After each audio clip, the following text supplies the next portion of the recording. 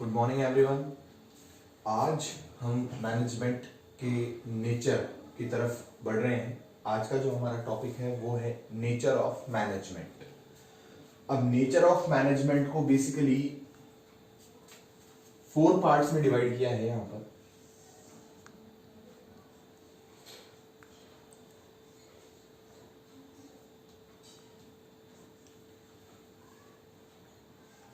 As an art, as a science, as a profession, or as multi-discipline.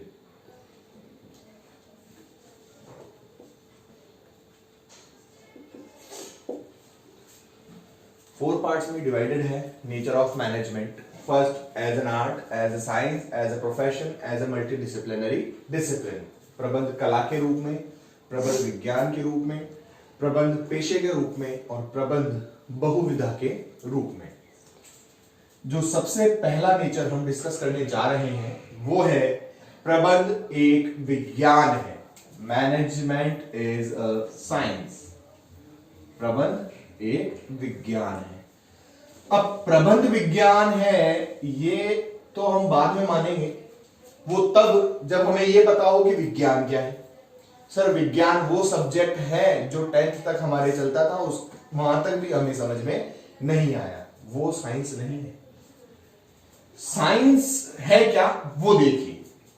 एक science की मैंने छोटी सी definition यहां पर बनाई है, देखिए, और उस डेफिनेशन से कुछ चीजें निकल के आएंगी और ये चीजें हमें इसको मैनेजमेंट से रिलेट करने में हेल्प करेंगी।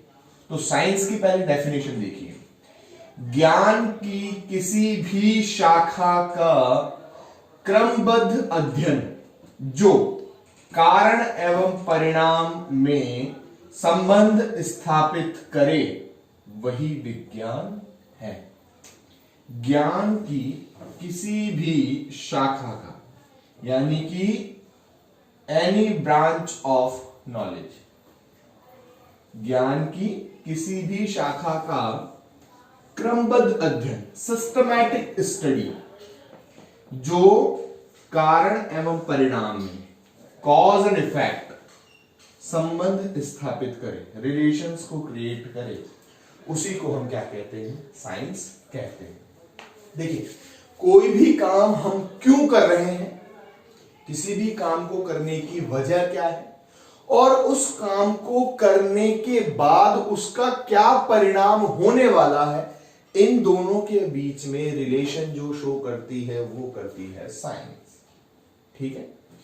तो ज्ञान की किसी भी शाखा का क्रमबद्ध अध्ययन जो कारण एवं परिणाम में संबंध स्थापित करे वही विज्ञान है। आपने बड़ी बड़ी साइंस लैब्स में देखा होगा, बहुत सारे एक्सपेरिमेंट्स होते रहते हैं। अब एक्सपेरिमेंट्स जो किए जाते हैं उनका कुछ ना कुछ एक डेफिनेट रीजन होता है कि हम वो काम क्यों कर रहे हैं, और जो भी वो वहां पर इक्वेशंस, जो रिएक्शंस, केमिकल बॉन्डिंग्स होती हैं, उनसे एक पर्टिकुलर रिजल्ट निकल करके आता है, वो होता है उनका परिणाम। तो कारण और परिणाम में संबंध स्थापित करने की जो ब्रांच है उसी को हम क्या कहते हैं? साइंस। अब इस साइंस की कुछ यहां पर कैरेक्टरिस्टिक्स बोल लीजिए, स्पेसिफिकेशंस बोल लीजिए। साइंस इस इस परिभाषा से ही बहुत सारी चीजें निकल के आ रही हैं। वो क्या है? ज्ञान का क्रमबद्ध अध्ययन। सही बात है, आज हम साइंस पढ़ रहे हैं। साइंस के अंदर हमने बायोलॉजी पढ़ी, साइंस के अंदर हमने क्या नाम से केमिस्ट्री है, फिजिक्स है। ये पर्टिकुलर ब्रांचेस हैं जहां पर आपको पर्टिकुलर नॉलेज मिलती है। ज्ञान का क्रमबद्ध अध्ययन, सिस्टमैटिक बॉडी ऑफ नॉलेज। सही बात है। शोध पर आधारित सिद्धांत, शोध मतलब एक्सपेरिमेंट्स, बेस्ड ऑन एक्सपेरिमेंट्स, या इसको ऐसे बोल सकते हैं principles based on experiments. Science जो बना है वो बना ही रिसर्चेस के ऊपर है, यानी शोध। लैब के अंदर क्या होते हैं? शोध ही होता है, रिसर्च ही होती है। आज एक सिंपल सी बात आप सोचिए, जो ग्रेविटी का नियम बना, गुरुत्वाकर्षण का बल, फोर्स ऑफ ग्रेविटी, ये एक सिद्धांत बना, तो क्या ये सिद्धांत अपने आप बन गया? नहीं, इस सिद्धांत को बनाने से पहले बहुत सारे एक्सपेरिमेंट्स किए गए, उसके ऊपर बहुत सारे शोध हुए। एक्सपेरिमेंट्स करते ही हम सक्सेसफुल नहीं हो जाते। एक्सपेरिमेंट्स होते हैं, हम उनमें हजारों बार फेल होते हैं, हजारों बार फेल होने के बाद हम हजारों चीजें उसमें अपडेट करते हैं कि हमारी कमी कहां रह गई, उसको हम सुधारें, और सुधारने के बाद फाइनली एक प्रिंसिपल रूल साइंस का जो है वो निकल करके आता है। तो विज्ञान में क्या है? एक्सपेरिमेंट्स के ऊपर बेस्ड होती है। विज्ञान सिर्फ तर्कों पर आधारित नहीं होती, बाकायदा ये चीजें एक्सपेरिमेंट्स करके दिखाती है, प्रैक्टिकल करके दिखाती है। सार्वभौमिक मान्यता, यूनिवर्सली एक्सेप्टेड, सही बात है। ऐसा नहीं है कि साहब गुरुत्वाकर्षण का बल सिर्फ इंडिया में काम करता है और इंडिया के बाहर निकलते ही उसका जो नेटवर्क है वो चला जाता है, ऐसा नहीं है। यूनिवर्सल, ग्लोबली एक्सेप्टेड है साइंस, यानी जो प्रिंसिपल्स हमारे इंडिया के राजस्थान में काम कर रहे हैं वही अमेरिका में भी काम कर रहे हैं, वही इंग्लैंड में भी काम कर रहे हैं, वही ऑस्ट्रेलिया में, मतलब वर्ल्ड वाइड काम कर रहे हैं। सार्वभौमिक मान्यता है इसकी, साइंस के प्रिंसिपल्स की, रूल्स एंड रेगुलेशंस की, इवन साइंस कारण एवं परिणाम में संबंध को दर्शाना। अब कारण एवं परिणाम का मतलब यह है कि हमने कोई भी काम जो किया वो क्यों किया, उसका रीजन क्या था, और उस काम को करने की वजह से क्या रिजल्ट आया। अब वो रिजल्ट या तो पॉजिटिव होगा या नेगेटिव, यानी हमारे फेवर में होगा या हमारे अगेंस्ट में। अगर हमारे फेवर में होगा तो इसका मतलब जो हमने प्रोसेसिंग की है, जो हमने काम किया है वो सही किया है, हमारा प्रोसेसिंग, हमारी स्ट्रेटेजी सही थी, हमने जो एक्सपेरिमेंट्स किए थे वो सही थे। और अगर हमारा रिजल्ट गलत है, यानी कि हम फेल हो जाते हैं, तो इसका मतलब हमारे एक्सपेरिमेंट्स में कहीं ना कहीं कमी रह गई है। तो ये है साइंस, इसको कहते हैं विज्ञान। अब इस विज्ञान को मैनेजमेंट से कैसे रिलेट किया है वो आपको समझाने से पहले एक बार जरा साइंस को लिख लें, फिर हम इसको मैनेजमेंट के रूप में देखेंगे। जरा पहले साइंस लिखें कि साइंस क्या है, फिर हम मैनेजमेंट के साथ साइंस को जोड़ेंगे। अच्छा, यहीं पर एक क्वेश्चन और है कि मैनेजमेंट साइंस तो है बट प्योर साइंस नहीं है, इम्प्योर साइंस है, मतलब पूर्ण विज्ञान नहीं है। अब ये भी एक नया क्वेश्चन आया है, तो ये इसका भी हम डिस्कशन करेंगे इसी टॉपिक में। इसको पहले एक बार लिखें, फिर हम इसके आगे चलते हैं।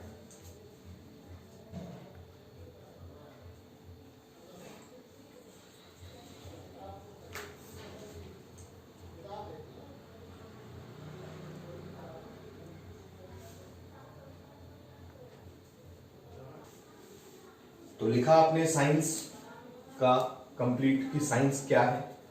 अब मैनेजमेंट भी एक साइंस है, ये हम इन चीजों से देख सकते हैं। ये कुछ कैरेक्टरिस्टिक्स हैं मैनेजमेंट की जो ये बताती हैं कि मैनेजमेंट में भी साइंस इंक्लूड है, साइंस के कुछ फीचर्स इंक्लूड हैं, कुछ कैरेक्टरिस्टिक्स इंक्लूड हैं, साइंस का कुछ रिफ्लेक्शन है मैनेजमेंट में। अब क्या है, कैसे है, देखिए। जिस तरह से साइंस है, साइंस के जो प्रिंसिपल्स होते हैं वो किस पे डिपेंड होते हैं, अभी मैंने आपको बताया था, वो किस पे बेस्ड होते हैं, एक्सपेरिमेंट्स पे। साइंस का जो भी प्रिंसिपल, जो भी रूल, जो भी लॉ निकला है वो बहुत बार किए गए एक्सपेरिमेंट्स के ऊपर बेस्ड है। हजारों बार एक्सपेरिमेंट्स किए गए, उन पर बेस्ड है साइंस के रूल्स, प्रिंसिपल्स, लॉ। इसी तरह से सेम कैरेक्टरिस्टिक्स मैनेजमेंट का भी है, क्या कि प्रबंध के सिद्धांत भी शोध पर आधारित होते हैं। सही बात है। मैनेजमेंट के भी जो प्रिंसिपल्स बने हैं, जो इसके आगे आने वाले थर्ड सेगमेंट में है, प्रिंसिपल्स ऑफ मैनेजमेंट में, तो वो जो प्रिंसिपल्स बनाए गए हैं, जो रूल्स बनाए गए हैं, वो रूल्स भी बड़े बड़े ऑर्गेनाइजेशंस की, बड़ी बड़ी कंपनीज की, मैन्युफैक्चरिंग कंसर्न्स की, बिजनेस ऑपरेशंस को एनालाइज किया गया है, और उनको एनालाइज करने के बाद ही वो प्रिंसिपल्स दिए गए हैं। तो मैनेजमेंट के प्रिंसिपल्स भी जो है वो किस पर डिपेंडेंट है, किस पे बेस्ड है, रिसर्च के ऊपर। अच्छा, एक साइंस का कैरेक्टरिस्टिक स्पेसिफिकेशन हमने पढ़ा था कि कारण और परिणाम में संबंध दर्शाती है, relationship between cause and effect. तो वो चीज मैनेजमेंट भी करता है। मैनेजमेंट में जो स्ट्रेटेजी मेकिंग की जाती है उस स्ट्रेटेजी को बनाने का कोई पर्टिकुलर रीजन होता है। आज एक सिंपल सी बात आपको एक एग्जांपल दूं मैं। स्टूडेंट लाइफ के अंदर जो हम सबसे बड़ा मैनेजमेंट करते हैं, जो सबसे बड़ी स्ट्रेटेजी प्लानिंग करते हैं, वो है हमारा टाइम टेबल, जिससे हम कभी नहीं चले। भाई हमारा क्या टाइम टेबल ही तो है कि साहब हमको सुबह इतने बजे उठना है, इतने बजे खाना है, स्कूल जाना है, फिर आकर के पढ़ना है, ये वो सारा काम वो उसमें सेट हम टाइम टेबल में सेट रखते हैं वो, है ना। तो ये टाइम टेबल बनाने का भी तो कोई रीजन होगा, या सिर्फ ऐसे बैठे थे दोस्तों से डिस्कस कर रहे थे यार ले क्या कर रहा है, चल टाइम टेबल ही बना ले, ऐसा तो नहीं है। टाइम टेबल को बनाने का भी एक रीजन है। वो रीजन क्या है कि हम हमारी स्टडी को सिस्टमैटिक करें।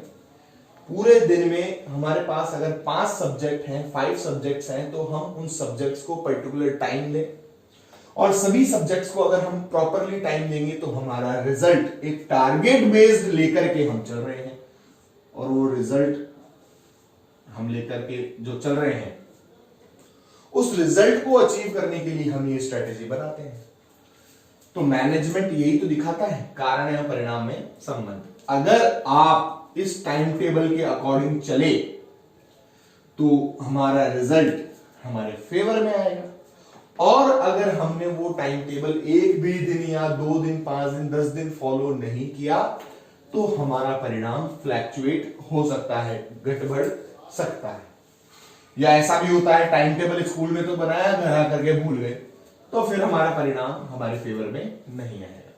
तो मैनेजमेंट आपको सिखाता है कोई भी काम किस वजह से किया जा रहा है, उसके लिए क्या स्ट्रेटेजी बनाई गई है, और उस स्ट्रेटेजी को बनाने के बाद उसका क्या रिजल्ट आया है। रिजल्ट हमारे फेवर में होगा या हमारे अगेंस्ट में। अगर रिजल्ट फेवर में है तो इसका मतलब यह है कि हमने स्ट्रेटेजी जो बनाई थी वो इफेक्टिव थी और एफिशिएंट थी, और अगर रिजल्ट हमारे अगेंस्ट में है तो इसका मतलब हमारी स्ट्रेटेजी में कहीं ना कहीं कमी है। एक और कैरेक्टरिस्टिक है, प्रबंध के सिद्धांत भी समस्याओं का हल करने हेतु उपयोगी होते हैं। सही बात है भाई, साइंस जो है, साइंस के रूल्स जो लगते हैं, लॉज जो लगते हैं, वो क्यों लगते हैं? ताकि कोई भी प्रॉब्लम साइंटिस्ट को हो चाहे इंजीनियर्स को हो, जब आती है तो वो इन रूल्स एंड लॉज के बेसिस के ऊपर ही उनका सोल्यूशन देते हैं। तो मैनेजमेंट के प्रिंसिपल्स जो है वो भी क्या है, ऑर्गेनाइजेशन में आने वाली प्रॉब्लम्स को, आने वाली समस्याओं को सॉल्व करने में बहुत ज्यादा हेल्पफुल होते हैं। तो ये कुछ सिमिलैरिटीज थी साइंस और मैनेजमेंट में, इनके बेसिस के ऊपर ही कहा जा सकता है कि मैनेजमेंट भी जो है वो क्या है, एक साइंस है। लेकिन इतनी सारी सिमिलैरिटीज होने के बावजूद भी मैनेजमेंट को प्योर साइंस नहीं कहा जा सकता। उसमें कुछ ऐसी कमियां हैं जिसकी वजह से उसे इनएग्जैक्ट साइंस यानी अपर्याप्त या अपूर्ण विज्ञान की कैटेगरी में, श्रेणी में डाला गया है। अब ये इनएग्जैक्ट साइंस कैसे है ये आगे डिस्कस करते हैं, पहले इसे आप नोट करें फटाफट।